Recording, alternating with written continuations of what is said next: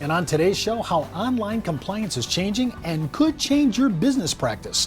Part 4 of this week's online social media marketing with nationally recognized financial social media marketer, Amy McElwain. Hi everyone, I'm Steve Savant, syndicated financial columnist and contributing author to Backroom Technician. Let's get down to business. Well, welcome to day 4. Thank you. Now, I didn't mean to pop into this right away, but I wanted to really get into the two. I just want to touch this before we go into compliance. Now, setting goals, everybody says we're planners. That should be inherent. You would think that we have this, but actually we're one of the worst people. You know, the carpenter's roof leaks, the shoe salesman, his kids run around barefooted, and we don't plan. So talk a little bit about goal setting real fast so we can get into compliance, my favorite subject. It's so important to set goals when it comes to social media. How do you know you've arrived if you don't know where you're going? So you need to set those goals, and social media can help you, again, with a plethora of things here. But it's important to pick just 2 or 3 to focus on initially, and then set those key performance indicators to help measure your success along the way, because you may need to readjust your strategy. Now, let me just ask you though, but you've seen enough advisors. Is there any 3 that pop up to seem to be consistent and are common ground for everybody? Leads. Everybody wants more leads. Oh, of course. Website traffic is another great one. Increased referrals, increased seminar attendance. People are using social media to drive additional traffic to seminars. One of our advisors, in fact, gets 25% of the people that comes to his seminars are a result of LinkedIn. Whoa. Because this is a big one. Now you're telling me, how is he getting people out to LinkedIn to see his LinkedIn, and he's only in one geographic area, so how does he pull that off? He's a member of groups in his local area. In Denver, for example, we have a Link to Denver group that has 15,000 people. We have a Link to 5280, 20,000 people. So there alone are 20,000 people in the Denver local area that you can reach out to and connect with.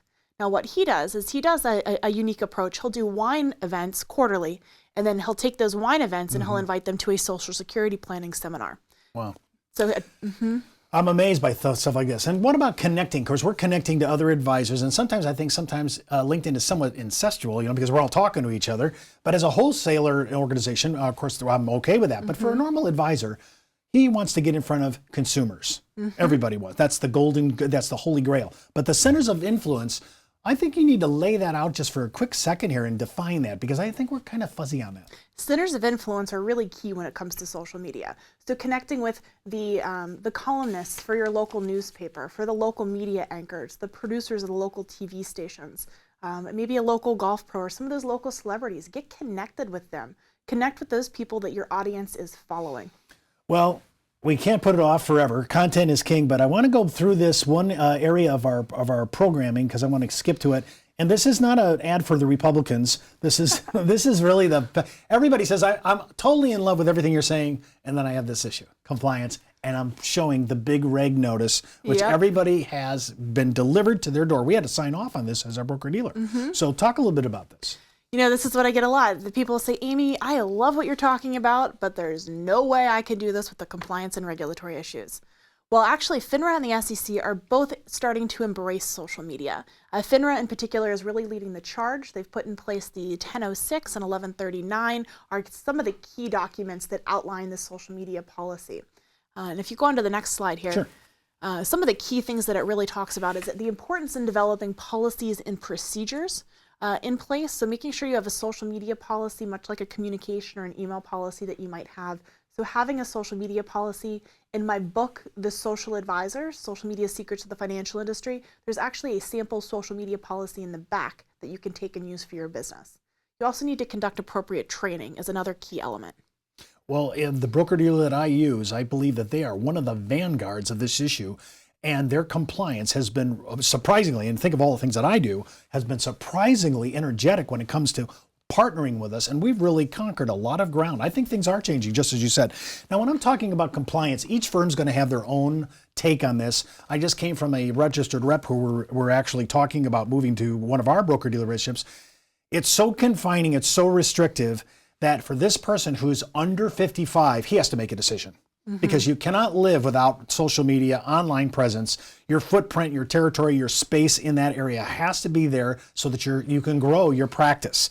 So when I'm looking at this, have you seen yourself now you're engaged with broker dealers. Have you seen them start to modify with these new FINRA and SEC kind of new outlooks on social media? Absolutely. And just financial social media, we've been around for almost 4 years now. And over the course of the 4 years, we're seeing tremendous progress and adoption of social media in this regulated industry with the broker dealers, with the RIAs.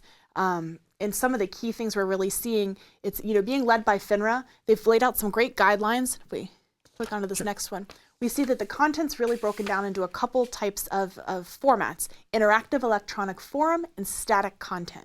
So when you're looking for compliance purposes at your social media, you want to look at it from the two lenses of interactive electronic forum or static content.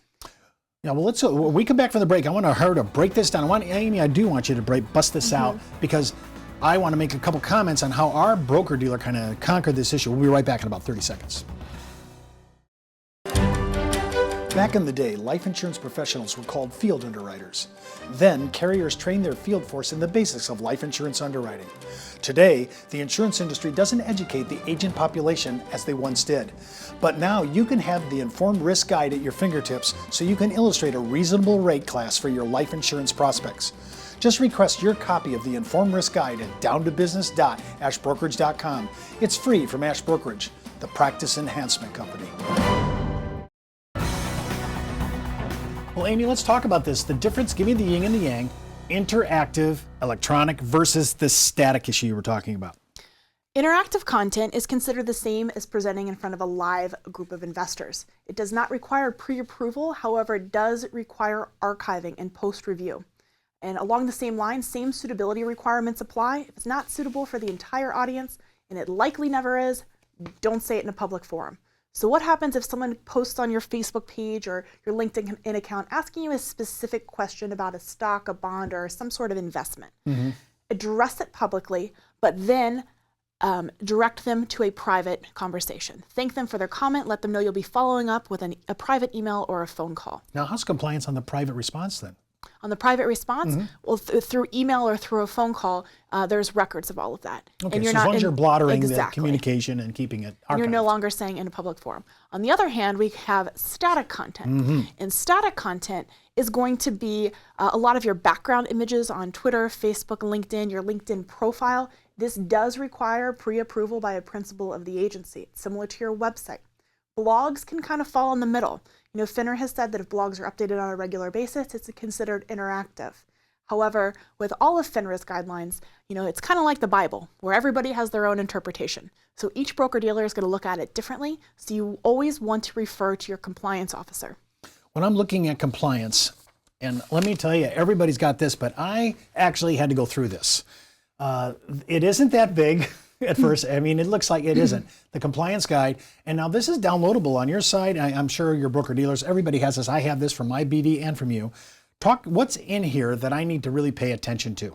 This is a social media compliance guide that we designed to help our clients and other financial professionals utilize social media. So it really breaks down examples of what is static content versus what's interactive, ways to communicate the language, suitability requirements. So it really helps guide you through and break it down very granular on what's okay to post and what's not.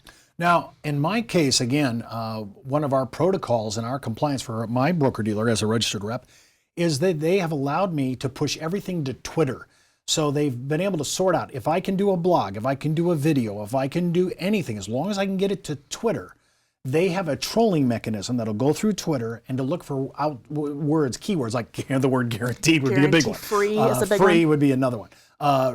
So when we're changing, we're really actually migrating over to a little bit easier use. And I think, at least in my view, one of the reasons why I chose this program was because I saw them going this way and felt like we could really have an interaction where I could actually talk about a few things. Now, most of my stuff, of course, is non-FINRA, but the things I do talk about FINRA, right, I have to still get that approved. I'm using different services that have already been approved by my broker-dealer, so why should I rewrite the content when it's already there for me and they'll let me use it in the public domain? Talk a little bit about that, though, from your standpoint, because this is all changing. It is. It's changing on a daily basis practically with how the broker-dealers and the regulators are adapting to social media. what you're referring to are a lot of the third-party archiving vendors. So there's companies out there, so you don't actually have to manually retain all of your tweets and posts, that'll actually go in, scan for keywords, and will maintain that records and retention for you. Companies like Global Relay, Smarsh, Hearsay, Actance, Socialware, these are all third-party archiving vendors that can grab and maintain those records. Now, I notice in my broker-dealer, we have a social media dashboard that we use, and we have to make sure that it's all compliant. And also there's a lot of static, like my bio is pretty static. It doesn't really change. That has to be quantified. And when I advertise our shows, the part of the show that never changes is basically my byline, the show's title, things of that nature. So we're now getting more efficient and effective. I don't have to file every single time I touch something. And for me, that's big because, I'm doing a lot of traffic every week. And it's not scalable to have that pre-approval in place for everything. If you take a look at email, when email first came out, I've been around the business this long, as a lot of you have, you remember you used to actually have to print out each and every email and take it to a compliance officer and have them manually sign it. There's no way that's maintainable. And we're looking to see the same thing with social media. Initially, it was a lot of that pre-approval, but as it's continuing to grow, it's like a steamroller coming through. You can't stop it. And there's no way that approval process. So that's where we're looking to archive, educate on the front end, and archive and maintain records on the back end. Now, a couple days ago, we were introducing new concepts to like Pinterest, Instagram. The BDs are just now catching up to the basics of Facebook, LinkedIn, and Twitter, but not so much Instagram, not so much Google+, not there yet on Pinterest. They're still catching up, and there's some catching up. Do you see, though, this coming, changing and migrating over to these three new platforms that I just mentioned? Not yet. I think we're still really getting on board with Facebook, Twitter, LinkedIn. Google+, we are seeing more and more get on board with Google+. Something that's been really popular recently that I have gotten a lot of questions about compliance-wise is the Google Hangouts. These are live interviews you can do with other people. So the question here, the live first one, that does not have to be pre-approved. That's a live presentation. However, the second you archive that and put that up on your YouTube channel, it's very likely that your compliance department is going to require a review of that and approval. Well, that's our show for today. Remember, before moving forward with any of the ideas you hear on our show, always consult your tax advisor, legal counsel, and especially your compliance officer. And don't forget, you can view all our past episodes at downtobusiness.ashbrokerage.com. And remember, you could be wiser as an Ash Brokerage advisor. I'm Steve Savant. We'll see you.